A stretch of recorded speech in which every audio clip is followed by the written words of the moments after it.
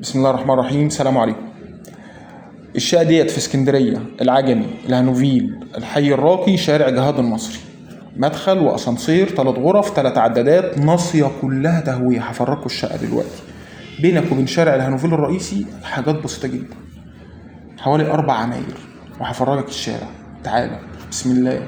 الشقة معانا هي الريسبشن كبير، شيل معاك 2.5 قطع، وعندك 3 غرف تانيين مقفولين. بص سعادتك بقى، الريسبشن ده كان فيه بلكونه. البلكونه دي هو وسع بها الريسبشن. ليه بقى؟ عندي بلكونه تانية في اوضه النوم الرئيسيه. عندي 3 غرف، كل غرفه فيهم تشيل اوضه نوم كامله. جبسون بورد، ارضيات بورسلين، طرقه حوالي 8 متر او اكتر. بسم الله ما شاء الله. على فكره انا ما بوسعش، التليفون بتاعي ما فيهوش زاويه توسيع يعني، فالصور دي طبيعيه هتيجي تلاقي هي الشقه.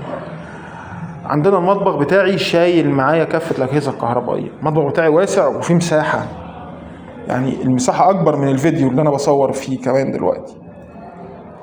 طيب شفنا المطبخ، شفنا الريسبشن، أول أوضة الليفينج. والليفينج فيه شباك أهو كمان على شارع، مش مجروح، قاعد براحتك، دنيتك جميلة، ما انتش مجروح. الشقة هاوية كمان عليك، اللي قاعد في الشقة فيه نفس، مش هيبقى حاسس ان هو معزول. ولا الأوض الداخلية.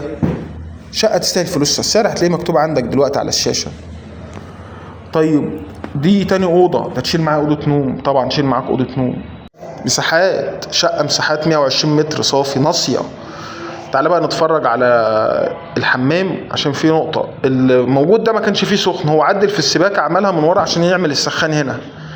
هو كان ممكن يجيب السخان يركبه في المطبخ، بس هو فضل ان هو يركب السخان في الحمام.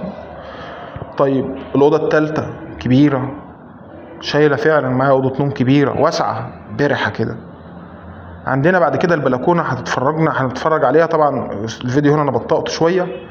عندك بينك وبين الشارع الرئيسي حاجات بسيطة. عندك جنبك بنك مصر، جنبك البنك الأهلي، جنبك في وشك التوحيد والنور، المحلات، الأسواق، كل حاجة، المدارس، المستشفيات. انت في قلب منطقة الهانوفيل في الحي الراقي، وده الشارع أهم حاجة. ما تنساش تعمل لنا لايك وتصلي على سيدنا محمد، تعمل لنا متابعة. السلام عليكم.